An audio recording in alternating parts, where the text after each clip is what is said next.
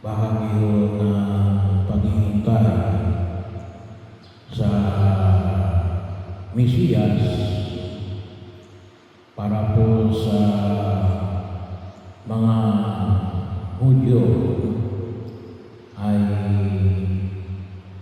ang kaganapan na kung saan ay yung hinihintay ang pagdating ng Mesiyas, yung tagapanguna ng Mesiyas ay nasa kanilang pagkaunawa natin na darating si Elias. Kaya may dalawang kaisipan. Ang iniisip nila ay si Elias mismo ang babalik para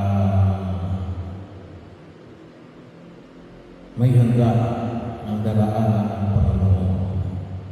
Ang tinig na sumisigaw sa ilang na magsisi at tumalikod sa kanilang mga kasalanan.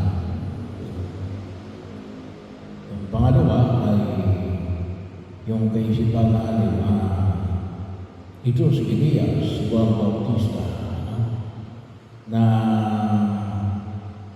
sa kadakuhan ni Juan Bautista ay ipinahayag yung kaganapan ng pangako ng Diyos na siyang mangunguna sa pagdating ng hinihintay na ligtas, yung mananako, yung tinatawag namin Mesiyas, o sa atin ay yung tinatawag na Kristo. Kaya po yung salitang Kristo, yun ay ibig sabihin ay Mesiyas. Hindi po yung pangalan, kundi alin, title.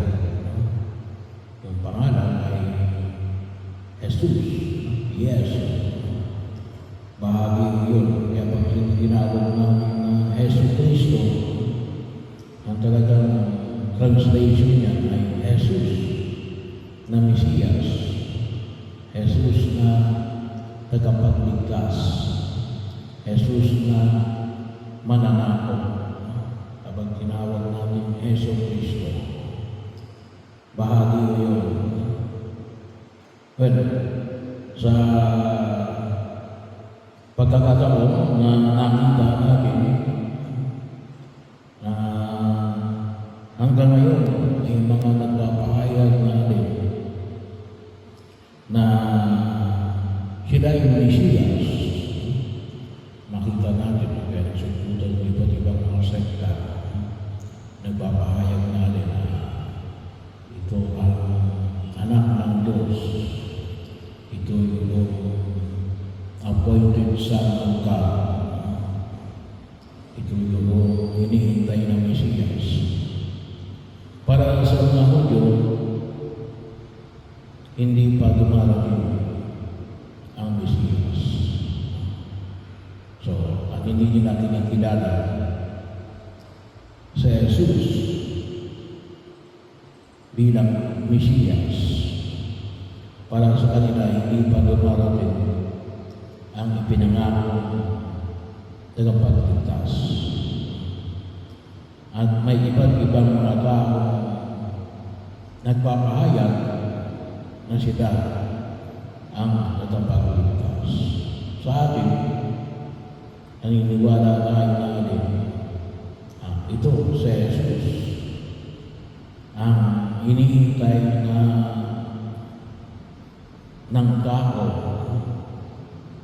bilang tumubos na tayo 2,000 years ago. Pero pinapakinabangan natin ito sa biyaya ng sakramento ng binyag. So ano ang naging bahagi o na nakita natin sa Ebanghelyo? Sabi nga ho ay na Jesus na nakikilala ng tao. Hindi nakilala ang tao. Ang tinig na sumisigaw sa ilang na siyang magpapahayag ng Mesiyas at ng mismo ng pagdating ng Mesiyas. Kaya bahagi yun na kung saan ay makita natin. Sabi nga, yung Ebanghelyo natin kahapon ay ang karunungan ng Diyos ay nakikita sa mga gawa. Kaya kung tayo naniniwala na ito yung pinaka-Mesiyas na ipinangako ng Diyos kasi ito yung nakita natin ay pagkilala at pagkakita una tigit sa lahat na mga unang Kristiyano na nakita nila yung pagkilos ng Diyos sa daigdig na ito sa pamumuno ng ating mga apostol kasama si Maria at ang unang kasunod ng ating Panginoon sa Kristo. Pangalawa ay yung sound doctrine, yung matatag na turo ng pananampalataya na tumutugon sa panawagan ng lumang tipan at naging bahagi na kung saan ay magkakaroon ng kaganapan sa biyaya ng pagliligtas ng Diyos. Pangatlo ay yung pamantayan natin, yung turo ng pag-ibig. Kasi makikita natin na yung pamamaraan natin ng pagkaunawa ay malalim kapag pinag-usapan natin yung turo ng pag-ibig. So, bahagi yun. Nandiyan yung katarungan, nandiyan yung awa, at yung pag-ibig ng Diyos. So, makikita po natin na napaka-linaw at napaka-total ng pamantayan na itinahayag ng ating Panginoon sa Kristo na hindi na makikita sa pamamagitan ng ng pagbibigay ng kanyang sarili. Ang pagbabahagi ng Diyos para ang tao ay maging katulad niya. Maging katulad na lalo-lalo lang sa hindi o sa pamantayan ng kayamanan, hindi sa pamantayan ng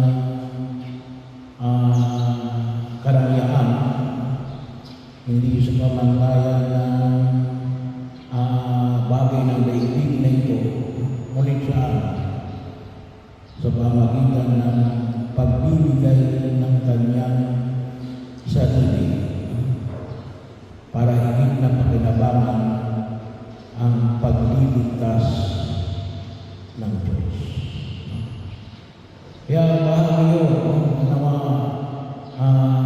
patuloy namin pahalagaan at pagkaingatan at kung maaari ay ipamanig para sa iba yung pananampalataya na ito na maliwanag na ibinigay na Yesus. Sundusin marami, pero yun ang pinaka-number one, pag-ibig. Pangalawa yung na makikita natin yung Ninais ng Diyos na lalong mapalapit ang tao sa pamagitan ng kanyang presensya.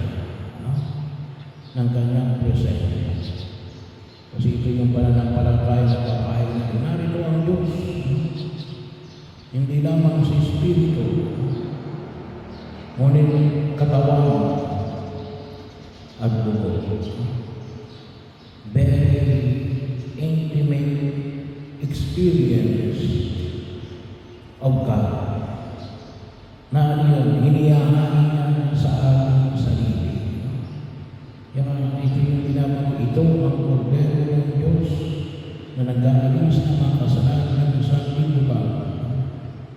Mapapalag ang mga inaaniyahan sa kanyang bibig. So, bahagi yun na kung saan ay napakalalim at napakayaman ng ating pananampalataya. Mahirap gawin. Kasi nga, ito ay nag-aalaya ng pag-ibig sa Diyos, pag-ibig sa kapwa.